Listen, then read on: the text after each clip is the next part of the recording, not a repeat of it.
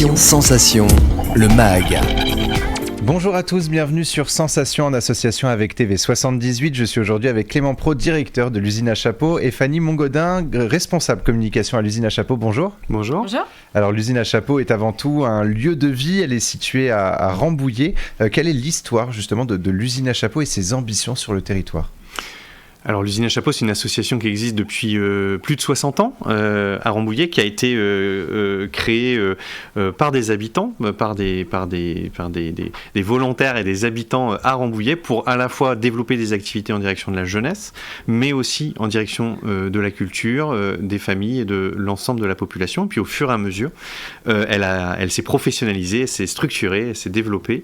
Et aujourd'hui, l'association, c'est 60 salariés, 200 bénévoles, et des activités à tous les étages. C'est une grosse association finalement et un énorme lieu de vie. Tout au long de l'année, vous proposez des concerts aux Yvelinois. Alors quelles sont vos ambitions justement en termes de programmation ?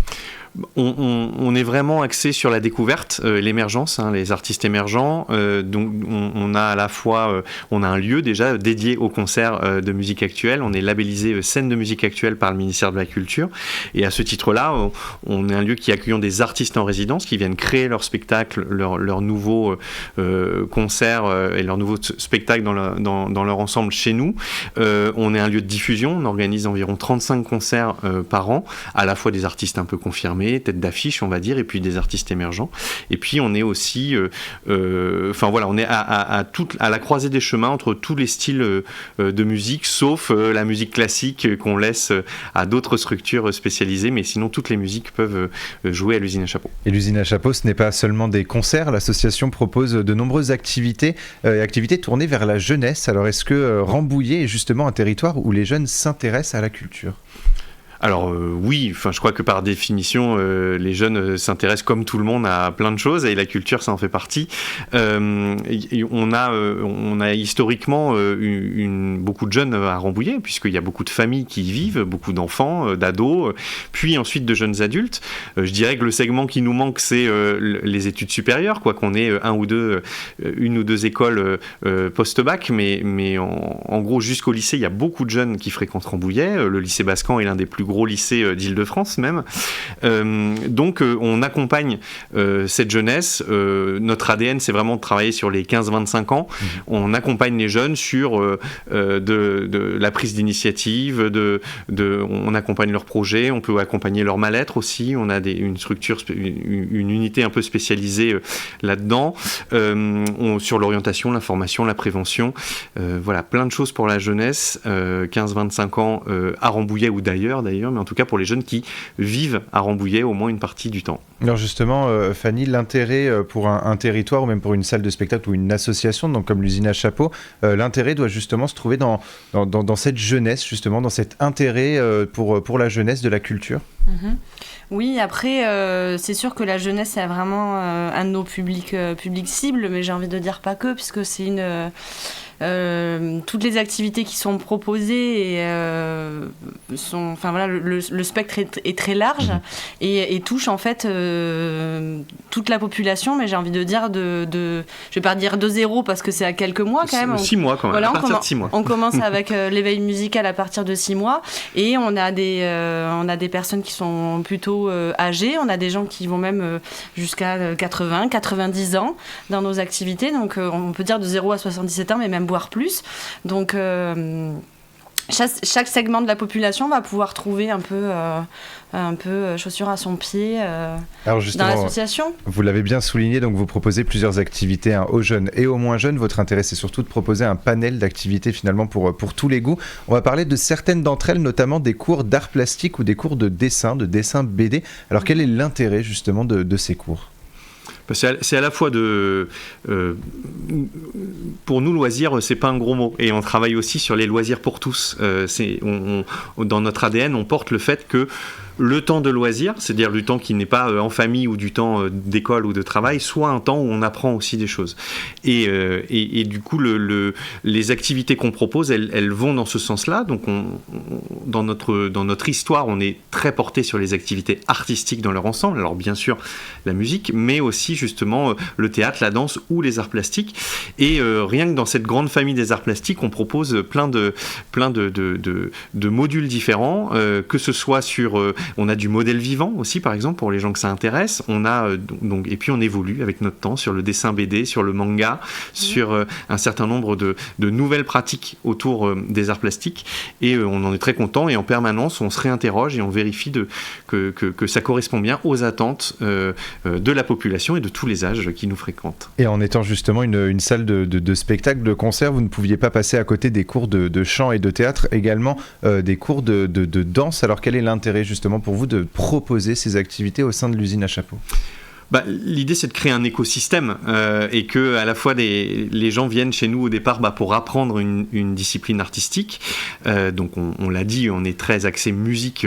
On a un pôle entier d'activités autour de la musique, de la pratique musicale.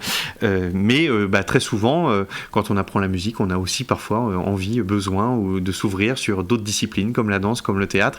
Et donc au fur et à mesure, on a créé du coup un véritable écosystème et des parcours artistiques, que ce soit pour les enfants, les jeunes ou les adultes aussi, et que ce soit sur des activités à l'année, où toutes les semaines, ils viennent prendre un cours d'une de ces activités, ou alors sur des stages de manière plus ramassée et plus courte, pour avoir quelque chose de plus intensif si l'emploi du temps le permet. Alors on n'aura pas assez d'une émission pour justement présenter toutes les activités. Votre volonté, c'est aussi de proposer plus d'activités dans les années à venir, ou vous estimez justement qu'il y en a aujourd'hui suffisamment ?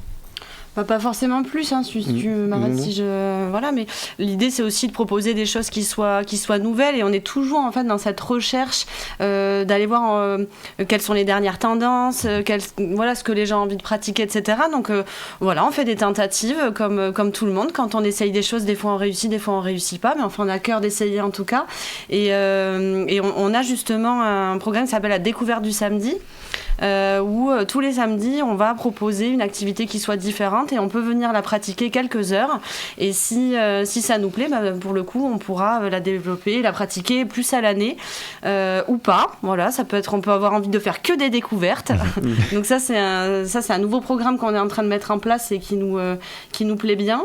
Et par exemple, si je reviens sur la danse là dont vous parliez tout à l'heure, on propose prochainement, alors j'ai pas encore trop les détails parce que j'ai entendu ça dans les tiroirs de mes collègues, mais on va proposer de la danse en talons par exemple, qui s'est beaucoup démocratisée ces derniers temps, avec notamment la personne qui a donné les cours de danse dans la Star Academy. Oui, très grand danseur, j'ai plus le nom, mais oui. Exactement, et on a senti que c'était quelque chose qui pouvait intéresser la population, donc on monte des programmes, on les teste, on voit comment ça fonctionne, on voit s'il y a de l'adhésion autour de ça, et si ça plaît, on pérennise, et puis on essaie de s'adapter aux envies de chacun. Et alors vous avez également tout un pan sur la famille, la solidarité et la citoyenneté. Vous organisez des rendez-vous 1, 2, 3 familles et des médiations familles. Alors quels sont les objectifs justement de ces deux dispositifs ?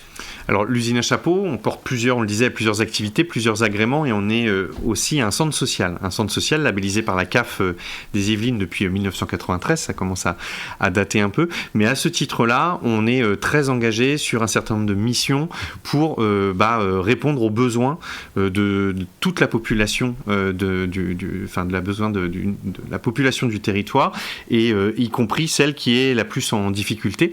Donc c'est à ce titre-là qu'on a des ateliers de français, on a de l'entraide scolaire, on a des écrivains publics pour aider les gens dans leurs différentes démarches administratives. On sait qu'il y a toujours autant de démarches administratives en France, et en plus maintenant elles sont toutes dématérialisées sur Internet, donc ça crée encore d'autres difficultés. On a